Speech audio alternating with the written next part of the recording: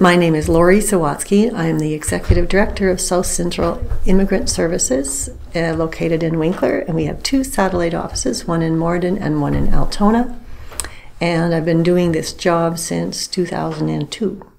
What led me to start working with immigrants was a fascination with the language part of it. And so when I first came on board, that was my position, coordinating the language programs. And so that was English as an additional language and literacy programs. We are kind of a walk-in place for people who come to Canada. Sometimes they come to their relatives and the relatives take them to us to get registered with the various agencies and providers like healthcare. We fill out forms to get a Manitoba health card. We help people who are permanent residents to renew their status. They get basically again a permanent resident card. We help them through the various processes of becoming Canadian if they want to become citizens. So there is an application form for that. For many, it's a kind of a hurdle because the language ability is still not that good and they're not used to fill out paperwork. And Canada likes paperwork. I am personally a settlement worker, and that's my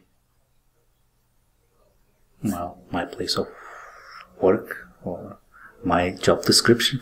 But we offer also language training, and we have work facilitators who help people to find work, to present themselves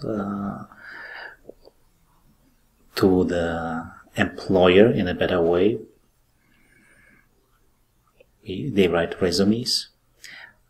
Coming back to my work, it's basically all aspects of life where immigrants have a difficulty with. If somebody needs to contact a lawyer, somebody needs to go to a medical appointment, if they have a surgery, they don't know how to go about it. So we try to get knowledgeable on those in those areas, and we facilitate, assist them. I work here at Elias Woodwork. We manufacture kitchen cabinet doors, solid wood products for kitchen. We supply kitchen industry.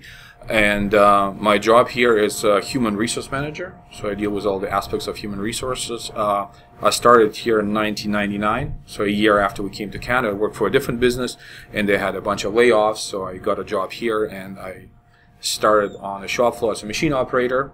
I have a 3-year college from Germany as an electrician.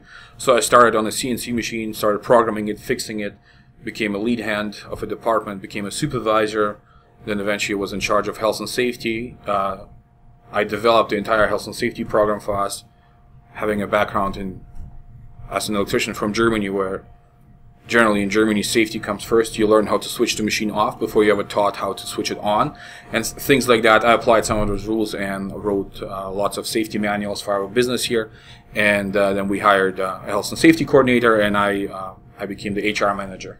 I'm involved in the community as well. I volunteer on a Winkler District Chamber of Commerce, as well as chair the South Central Immigrant Services here in Southern Manitoba. Der Anfang zu unterrichten war schon sehr schwer. Ich habe mich unter anderem auch bei Elias Woodwork habe ich mich auch beworben. Mit einer sehr guten Beurteilung von meinem damaligen Arbeitgeber in Hannover, ein Musikdirektor. Und natürlich an solchen Leuten hat Elias Woodwork kein Interesse gehabt, auch die anderen Betriebe nicht.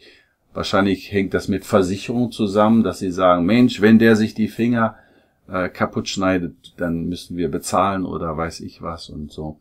Jedenfalls, ich hatte da kein Glück gehabt. Und so war meine erste Möglichkeit, doch eben kontinuierlich Geld zu verdienen, war tatsächlich der Busfahrer.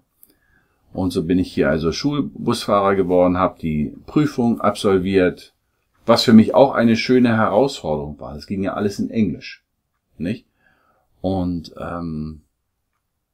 ja, also ich bin jemand, der die Herausforderung auch versucht anzunehmen und sich dem zu stellen und das also jetzt in dem Sinne nicht als eine Überforderung sieht, sondern ich kenne einen Satz, der begleitet mich immer wieder, dass man Herausforderungen nimmt, um daran zu wachsen.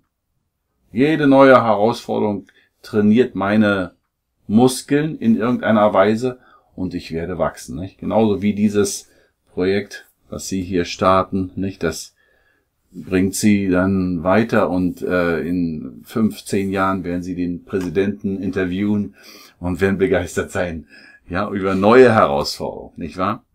Ja, und so ist das bei mir auch gewesen. Immer mit den Herausforderungen, denke ich, bin ich auch ein Stück gewachsen. Ich erinnere mich immer wieder daran, wie mein Vater, als ich ungefähr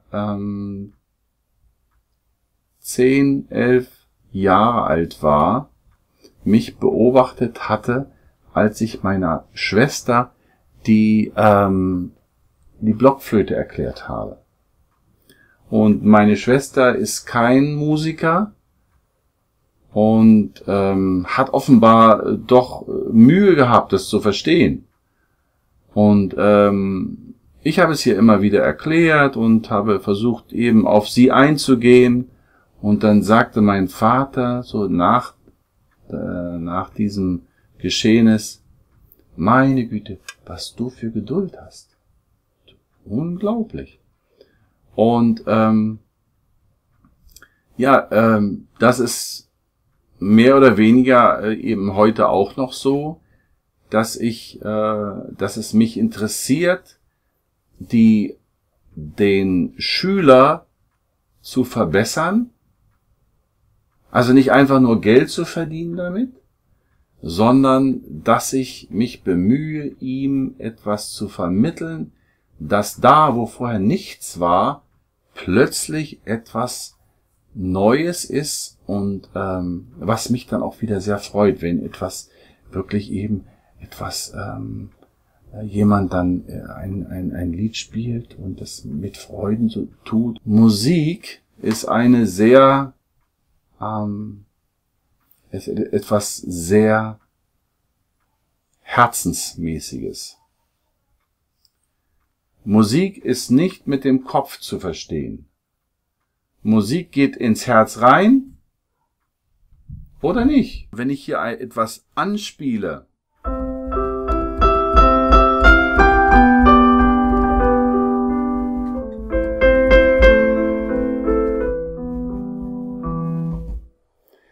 dann weiß ich, es spricht nicht zu den Augen, es spricht nicht zu den Muskeln, es spricht zum Herzen. Und Musik ist etwas wie Wasser zwischen den Steinen. Es verbindet etwas. Es geht irgendwie da rein, wo gar nichts anderes reinkommt. Da spricht es Menschen an. Ja? Und so ist für mich persönlich Musik auch etwas, was mich stärker anspricht als Sprache. Wenn wir uns unterhalten und ich höre noch Musik, Johann Sebastian Bach, ja, Vivaldi, Mozart, Beethoven, ich kann mich kaum auf das Gespräch konzentrieren. Meine Ohren sind auf jeden Fall da, auch wenn ich mich unterhalte mit Ihnen, wenn Sie zu mir reden, ich werde mit den Ohren erst hier sein. Das werde ich Ihnen dann nicht erzählen, wenn es so der Fall ist, aber es ist einfach so, ja. So ist Musik für mich eine ganz, ganz starke Sprache, die mich teilweise zu Tränen rührt. Die eine Sache ist die, Musik zu mögen und es schön zu finden und manches nicht so schön zu finden. Und die andere Sache ist die, dann über Musik doch einiges mehr zu erfahren, wo kommt denn die Musik her? Aha, das ist ein Mensch, der das komponiert hat. Wenn ich das weiß, okay, wie geht denn das überhaupt? Wie kann ich eine Melodie aufschreiben und dann eine Melodie, das ist nicht viel, das ist schon gut, aber dann kommt nur noch die Harmonien dazu und dann zu begreifen, ach, so funktioniert das und eben immer mehr hinter die Kulissen zu gucken, wie Musik eben funktioniert. Das liegt ja nur nah, weil das eine hatte ich ja schon. Ich hatte ja die Begeisterung für Musik. Ja, das Gleiche wäre zum Beispiel mit einem werdenden Tischler, der Freude einfach hat an Holz allein schon. Ja, und dann schon auch zum ersten Mal tatsächlich Holz bearbeitet hat, indem er ein Holzstück durchgeschnitten hat und plötzlich hat er zwei und guckt, wie können die zueinander passen und vielleicht später mit einer elektrischen Säge, ja, und dann gibt es andere Werkzeuge, mit denen man das Holz bearbeiten kann und man kann es so professionell machen, unglaublich, ja. Und genauso ist es eben in der Musik auch, wo ich dann eben immer mehr hinter die Kulissen gucke und gucke, warum ist das so? Ja, der normale Hörer hört ein Stück und sagt, das war schön, das habe ich verstanden, das war gut, ja. Und das andere habe ich nicht verstanden, das wusste ich überhaupt nicht, was das sollte und so. Und ich als Musiker, ich kann dann herausfinden, warum das so ist. Zum Beispiel kann es sein, dass derjenige, der das Lied gespielt hat, dass er nicht in der richtigen Tonhöhe gespielt hat, dass der Rhythmus völlig durcheinander war, so dass man nichts verstehen kann. Also so wenn der Rhythmus nicht verständlich ist, dann versteht man die ganze Musik nicht.